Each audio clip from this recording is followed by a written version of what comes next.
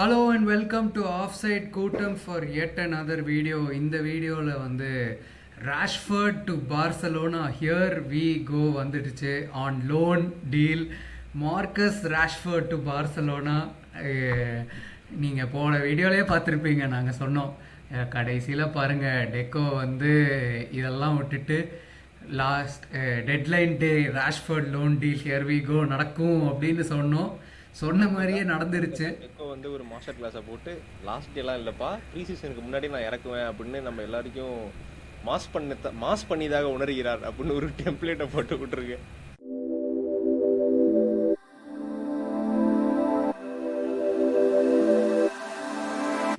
ஐயோ,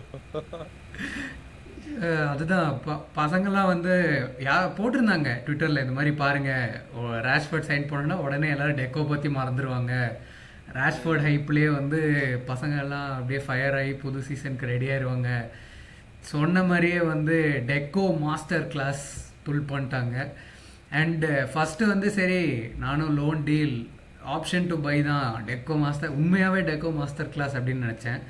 அதுக்கப்புறம் தான் வந்து ஒன்று ஒன்றா வெளியே வருது. First 14 million wages, second transfer option by option இருக்குது ஆனால் 30 மில்லியனுக்கு இருக்குது. ஆனால் நம்ம அந்த பிளேயரை பை பண்ணல, ராஷ்ஃபர்டை பை பண்ணல அப்படின்னா நம்ம 5 மில்லியன் யுனைடெட்க்கு ஒரு பெனால்ட்டி பே பண்ணணும். இதெல்லாம் பார்க்கும்போது ஆக்சுவலி இது வந்து ப்ராஜெக்ட் பண்ண மாதிரி ஒரு டீலா இல்லையாங்கிறது ஒரு கேள்விக்குறி தான். இப்போ இனிஷியல் தாட்ஸ் அப்படின்னு போயிடுவோம். இனிஷியல் தாட்ஸ்லேருந்து ஆரம்பிப்போம். Rashford to Barcelona here we go. நம்ம வந்து இந்த லெஃப்ட் விங் நம்ம வந்து சொல்யூஷன்ஸ், இப்போ ப்ராப்ளம் இருக்குது என்ன சொல்யூஷன்ஸ் அப்படிங்கிற வீடியோவில் நம்ம பேசும்போதே சொல்லியிருந்தோம். நமக்கு வந்து ஒரு அவுட்டான ஒரு வந்து விங்கர் தான் வேணும். நம்ம வந்து ராஷ்ஃபர்டை பற்றியும் பேசியிருந்தோம் அதில். ஆனால் நம்ம வந்து ராஷ்ஃபர்ட் வந்தால் நல்லா இருக்கும் அப்படின்னு சொல்லியிருந்தோம். ஆனால் ஒரு பியூர் லெஃப்ட் விங்கராக இல்லை, ஒரு செகண்ட் ஸ்ட்ரைக்கராகவோ இல்லை ஒரு பேக்கப் லெஃப்ட் விங்கராகவோ இல்லை ஒரு அடிஷ்னல் ஒரு ரீஇன்ஃபோர்ஸ்மெண்ட் ஒரு டீமுக்கு வேணும் நம்ம டீமுக்கு. ஏன்னா ஒரு யூசிஎலுக்கு போகிறோம், ஒரு லீக்கு போகிறோம் கன்சிக்யூட்டிவாக அப்படின்னா ஒரு ராஷ்ஃபர்ட் மாதிரி ஒரு பிளேயர் ஆப்வியஸாக எந்த டீம்லேயும் வந்து ஹெல்ப்ஃபுல்லாக இருப்பான். ஸோ அந்த மாதிரியான ஒரு பிளேயராக தான் நம்ம அவனை பார்த்தோமே தவிர, ஆனால் இப்போது நம்ம ஸ்போர்ட்டிங் ப்ராஜெக்ட் படி மீடியா ஹவுஸஸ் சொல்கிறபடி நம்மளோட இன்சைட் கிளப் நாய்ஸ் வரதைப்படி பார்த்தா நமக்கு லெஃப்ட் விங் ஆப்ஷனே ராஷ்ஃபர்டாக தான் இருக்க போகிறான். அவனுக்கு மேட்ச் ஃபிட்னஸ் வந்ததுக்கப்புறம் அஃப்கோர்ஸ் அவன் வந்து இப்போது விளையாடி அவன் வந்து ஒரு 3-4 மேட்சஸ் அவன் பார்த்துட்டு அந்த ரோல் அவனுக்கு செட் ஆகுது அப்படின்னா அங்கேயே வச்சுப்பாங்க. இல்லைனா I think he will play as a second striker, இல்லைனா லெவன்டோஸ்கி பேக்கப் ஸ்ட்ரைக்கராக ஆடுவான்னு நினைக்கிறேன். ஸோ இதுதான் இப்போதைக்கு போயிட்டுருக்கு. ஸோ இதுலேருந்து என்ன தெரியுது அப்படின்னா நம்மளோட ஃபினான்ஷியல் ஸ்ட்ரகிள் வந்து இன்னும் இருக்குது. நம்ம வந்து இன்னும் like we are not able to breathe out normally. இன்னும் நம்ம வந்து என்ன தான் மீடியா ஹவுஸில் நம்ம பிஆர்லாம் வந்து நம்ம வந்து 1 ரூல் வந்துட்டோம், நம்மளால் எல்லாம் பண்ண முடியும், அது பண்ண முடியும், இதை பண்ண முடியும்னு சொன்னாலும் நம்மளோட ஸ்டேட் என்ன அப்படிங்கிறது தெளிவாக தெரியுது. ஸோ அதுக்கேற்ற மாதிரி நம்மளும் ஃபேன்ஸும் ரொம்ப ரியாக்ஷனரியாக இல்லாமல் நம்மளோட ஸ்டேட் இது தான் அப்படின்னு அக்செப்ட் பண்ணிட்டு சரி இதை வச்சு நம்ம என்ன பண்ணலாம் அப்படின்னு பார்த்துட்டு போகிறது தான் வந்து ஒரு பாசிட்டிவான நோட்டில் ஸ்டார்ட் பண்ணலாம் அப்படின்னு நினச்சேன். ஸோ நீ எப்படி பார்க்குற? இதே மாதிரி தான் இருக்க போகுதா? ராஷ்ஃபர்ட் வந்து ஒரு only option for our left விங்கரா, இல்லை மேபி ஏதாவது இன்னொரு பிளேயருக்கு போவாங்களா, இல்லை என்ன கதை? ஐ திங்க் இந்த சீசன் போன சீசனுக்கும் இந்த சீசனுக்கும் என்ன பெரிய டிஃப்ரென்ஸ் இருக்க போகுது அப்படின்னா வந்து ஐ don't think are playing 11 is going to B fixed. போன சீசன் வந்து நம்மளுக்கு ஒரு ஐடியா இருந்துச்சு தட் ஓகே இதுதான் வந்து நம்ம பிளேயிங் 11 இருக்கும், இந்த பிளேயர்ஸ் தான் ஆடுவாங்க, இந்த பொசிஷன்ஸ் தான் ஆடுவாங்கன்னு ஃபிக்ஸ்டாக இருந்துச்சு. பட் ஐ ஃபீல் இந்த season is going to be கொஞ்சம் எப்படி சொல்கிறது, ஒரு ஃபிக்ஸ்ட் லைனப் இல்லாமல் ஒரு ரொட்டேட்டிங் லைனப்பாக இருக்கும்னு எனக்கு தோணுது. ஸோ அந்த மாதிரி ஒரு டாக்டிக்கல் செட்டப்புக்கு போகும்போது இப்போ பிஎஸ்ஜி பாருங்களேன், ஃபார் எக்ஸாம்பிள் இந்த சீசன் பிஎஸ்ஜி யூசிஎல் அடித்தாங்க, பார்கோலா ஆடினா, டெசிரே டுவே ஆடினா, குவாரட்ஸ்கேலியா ஆடினா, டெம்பெலே ஆடினா, கொன்காலோ ராமோஸ் ஆடினா, மிட்ஃபீல்ட்லேயும் வந்து ஜேர் எம்ரி ஆடினா சில மேட்சஸ், விட்டீனியா ஆடினா, ஜாவ் நெவஸ் ஆடினா.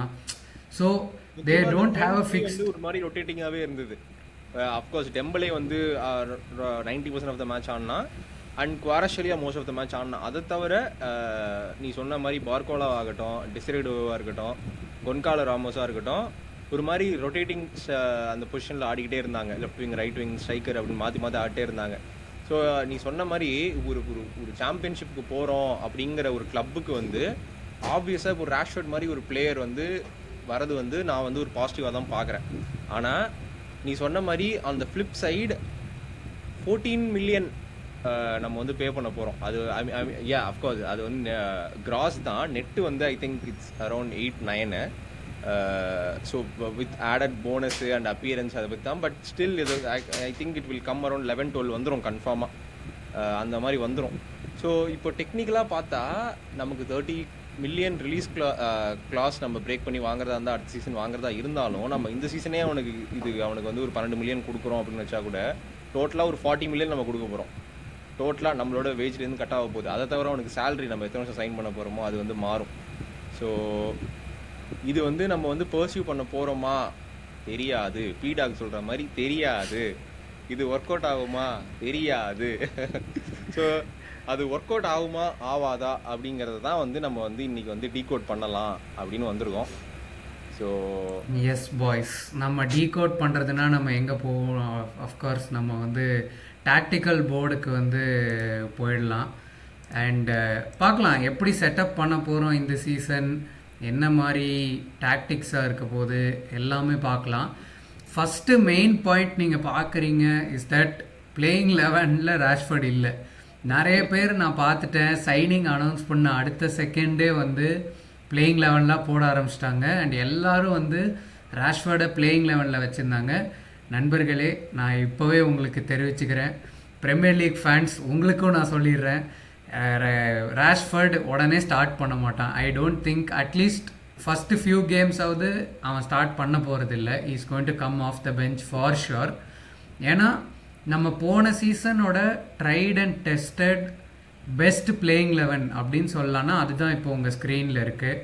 அஃப்கோர்ஸ் ஜோவான் கார்சியா இந்த season keeper, Balde, Inigo Martinez, Cubarsi, Jules Kounde, Pedri, de Jong, Olmo மிட்ஃபீல்டில், ரஃபீனியா லெஃப்ட் விங்கில், Lewandowski striker and Lamine Yamal right விங்கில். ஸோ போன சீசனோட டாக்டிக்ஸ் அண்ட் செட்டப் பார்த்திங்கன்னா இந்த 4-3-3 ஒரு 4-2-3-1 தான் இருந்துச்சு. இந்த செட்டப்பில் ராஷ்வர்ட் எங்கே ஸ்லைடுன்னு ஆகுறான் அதுதான் வந்து நம்ம இப்போ பார்க்க போகிறோம். ஸோ எய்தர் நம்ம சொன்ன மாதிரி either left wing or striker பொசிஷனில் தான் வந்து ராஷ்வர்ட் ஆடுவான். That is his preferred position. But in case அவனால் ஆட முடியும். ஏன்னா இப்போது நம்பர் 10 ஆல்மோ ரோலில் வந்து ராஷ்வர்டால் ஆட முடியாது. ஏன்னா வந்து அந்த ரோலுக்கான பிளேயர் அவன் கிடையாது.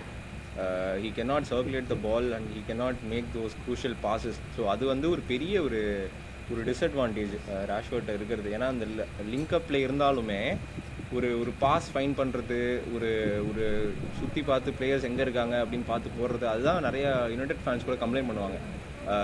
அவன் ஒரு ப்ரோ ஒரு கர்னாச்சோ என்ன பண்ணுறானோ அதையே எஃபிஷியண்ட்டாக பண்ணுற ஆள் தான் இப்போ ராஷ்வர்டு.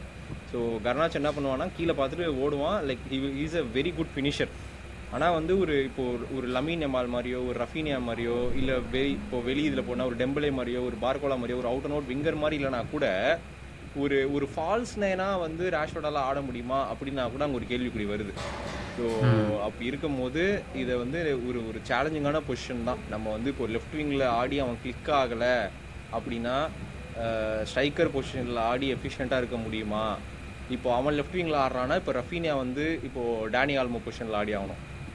ஸோ இப்போது டேனி ஆல்மோ வந்து இப்போது ஒருவேளை பெர்ஃபார்மன்ஸ் லேக் ஆகுது அப்படின்னா வந்து எந்த பிளேயரை வச்சு எங்கே ஆட போகிறோம் அப்படின்னு வந்து ஒரு கயாட்டிக்கான சுச்சுவேஷன் வந்து ஆகிறதுக்கான வாய்ப்பு அதிகமாக இருக்குது இல்லையா? நீங்கள் சொல்கிறீங்க இந்த சைடு, நான் வந்து ஃப்ளிப் சைடாக யோசிக்கிறேன். நான் என்ன நினைக்கிறேன் அப்படின்னா வந்து நான் லாஸ்ட் இயரோட சிஸ்டம் கொஞ்சம் எக்ஸ்பிளைன் பண்ணுறேன். அது வச்சு ராஷ்வர்ட் கண்டிப்பாக கிளிக் ஆவாங்கிறது நான் ஒரு எக்ஸ்ப்ளனேஷன் கொடுக்குறேன். இப்போ லாஸ்ட் சீசன் நம்ம எப்படி ஆடணும் அப்படின்னா லெவன்டாஸ்கி பாக்ஸில் க்ளோஸராக இருந்தான், டேனி ஆல்மோஸ்ட் பாக்ஸ் கிட்ட தான் இருந்தான், just outside the box. Lamine tuck in பண்ணால் ரஃபீனியா அண்ட் ஆல்மோ ஒரு மாதிரி எக்ஸ்சேஞ்ச் பண்ணி ஆடிட்டு இருந்தாங்க. ஸோ ரஃபீனியாவும் ஒரு மாதிரி இந்த பியாண்ட் லெவன்டாஸ்கி ரன்ஸ் கொடுப்பான், அந்த செகண்ட் ஃபார் போஸ்ட் கோல்ஸ் நிறைய அடிப்பான். அவனும் ஆல்மோஸ்ட் ஒரு ஸ்ட்ரைக்கர் மாதிரி சில டைம் ஆடுவான் இந்த left விங்கில்.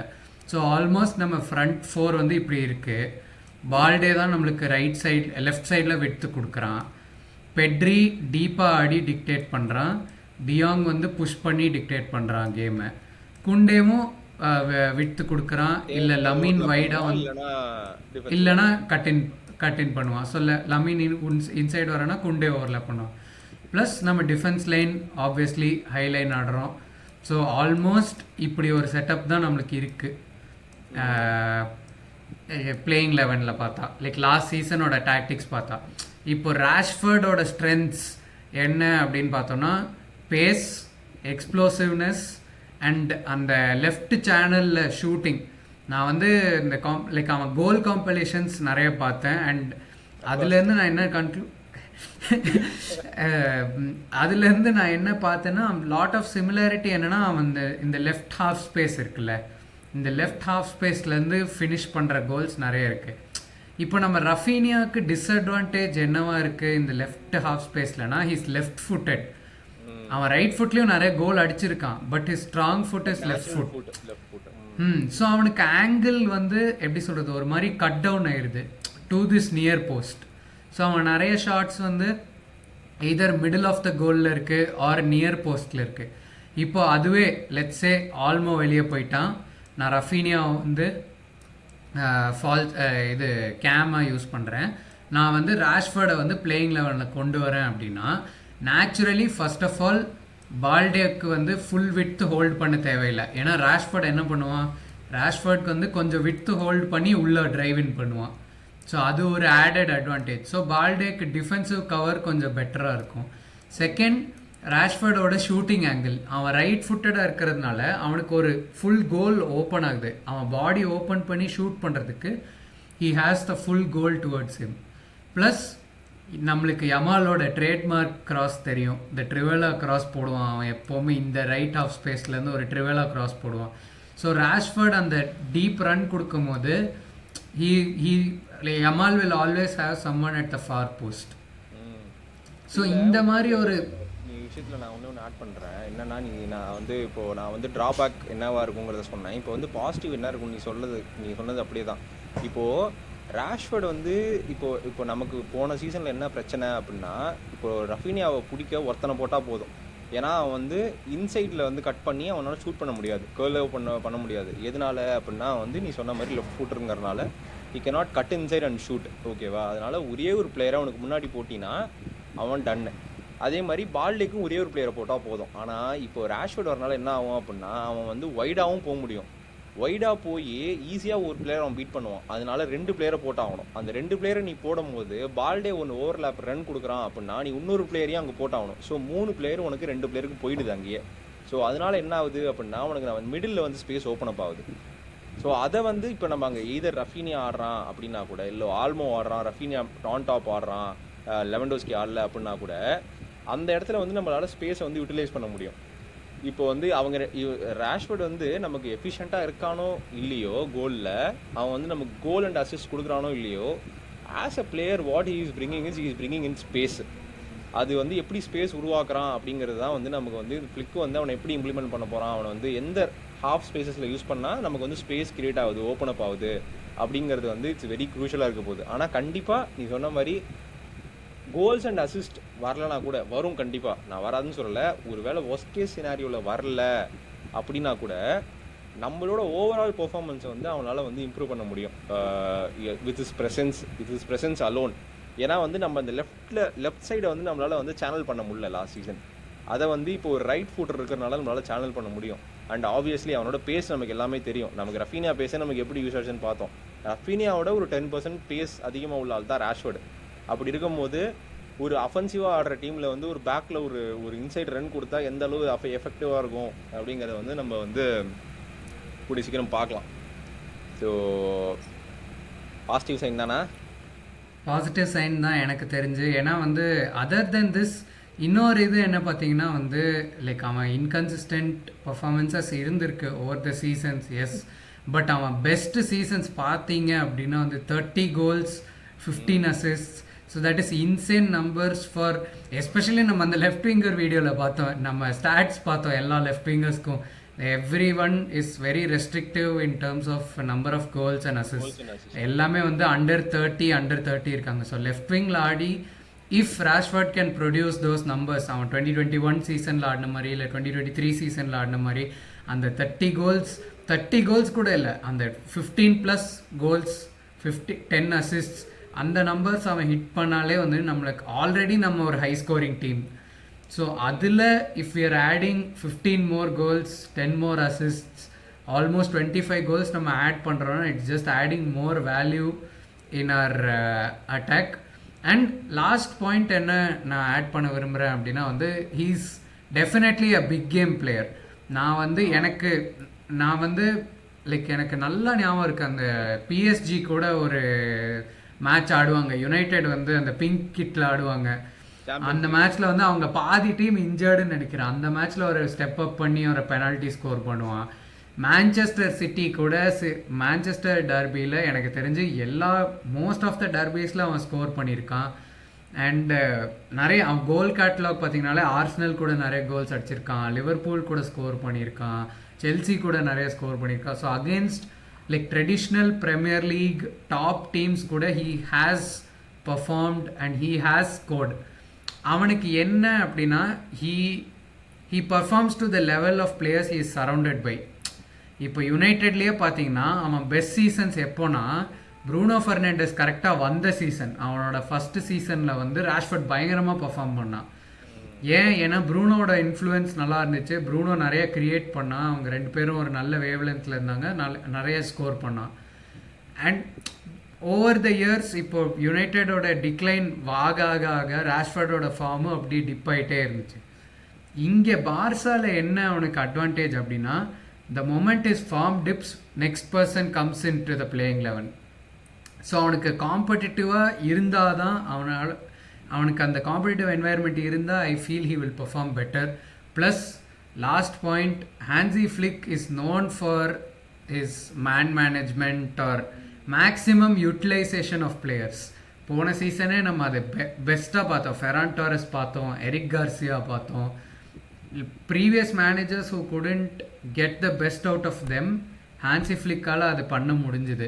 So Eric Garcia, Ferran டாரஸை நம்மளால் ஃபெரான் டாரஸ் போன season 20+ goals and அசிஸ்ட்ஸ் as a super sub, அவன் ஸ்டார்டர் கூட இல்லை. ஸோ அந்த மாதிரி ஒரு பிளேயரை நம்மளால் அவ்வளோ மேக்ஸிமைஸ் பண்ண முடியுது அப்படின்னா ராஷ்வர்ட் மாதிரி பொட்டென்ஷியல் உள்ள ஒரு பிளேயரை நம்மளால் எவ்வளோ மேக்ஸிமைஸ் பண்ண முடியுங்கிறது தான் நான் யோசிக்கிறேன்.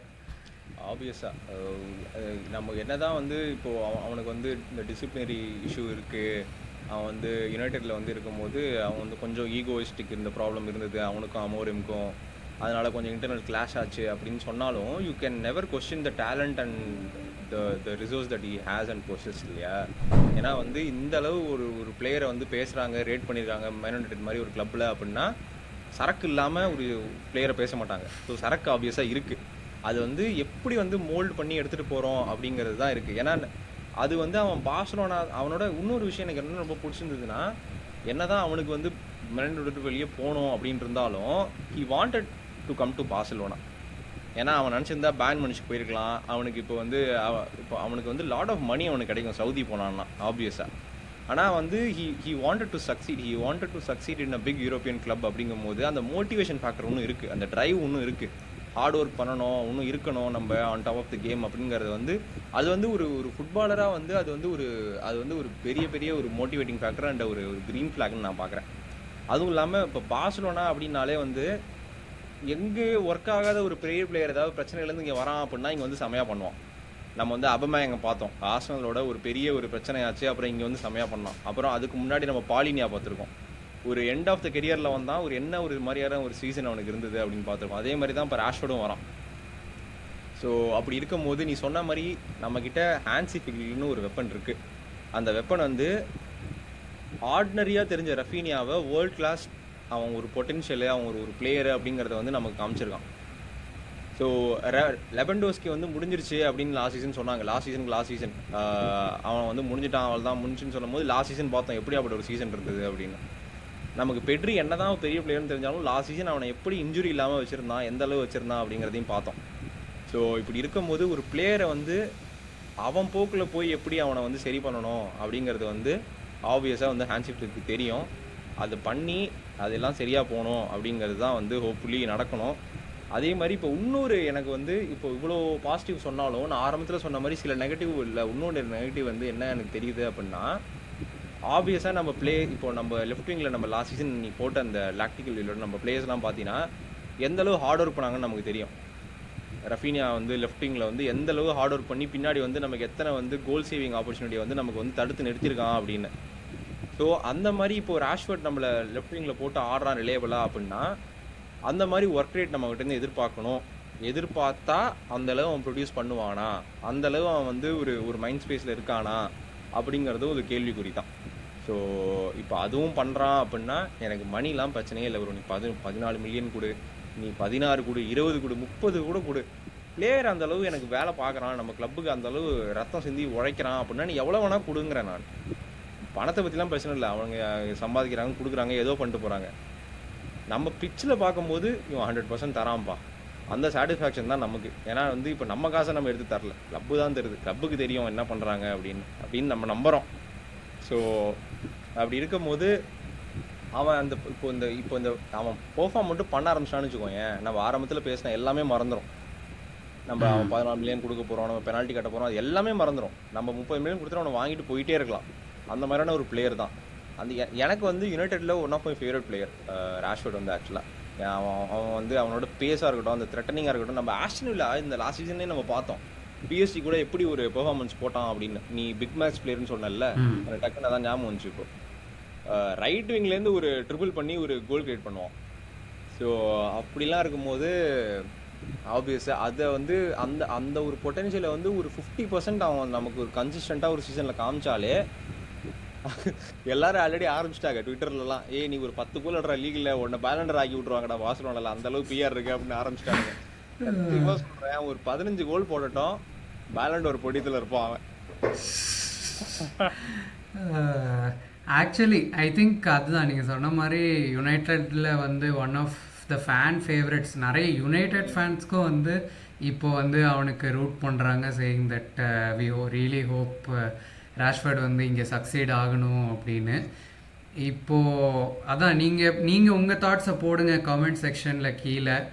அண்ட் ராஷ்வர்ட் எப்படி ஃபிட் ஆகுறான். United and Arsenal supporting Barca and கிளாசிக்கோவா? லிவர்பூல் அப்புறம் மேன் யுனைடெட் எல்லாம் வந்து பார்சா சப்போர்ட் தான் இனிமேல். லிவர்பூல் வந்து Trent hate watch. Trent cooking செஷனா? அவ்வளோதான். அதான் சொல்கிறேன்ல, லிவர்பூல் ஹேட் வாட்ச். லிவர்பூல் வந்து ட்ரெண்ட் ஹேட் வாட்ச்சு, யுனைடெட் வந்து ராஷ்வர்ட் சப்போர்ட்டு, எல்லாமே வந்து பார்சாவோட ஒன்று இணைந்து எல் கிளாசிக்கோவுக்கு சப்போர்ட் பண்ணுவாங்கன்னு நம்புகிறோம். நீங்கள் எல்லோரும் உங்கள் தாட்ஸை கமெண்ட்ஸில் போடுங்க. வீடியோவை லைக், ஷேர் அண்ட் சப்ஸ்கிரைப் பண்ணுங்கள். ரீசெண்டாக வந்து நல்ல சப்போர்ட் காமிச்சிருக்கீங்க, ட்விட்டர்லேயும் சரி யூடியூப்லேயும் சரி. Thank you for all the support. இதே மாதிரி நிறைய கண்டென்ட் பண்ணிகிட்டே இருப்போம். அண்ட் சீசன் இனிமே தான் ஆரம்பிக்க போகுது. So hit the subscribe button, and until next time, as always, take care. Bye bye.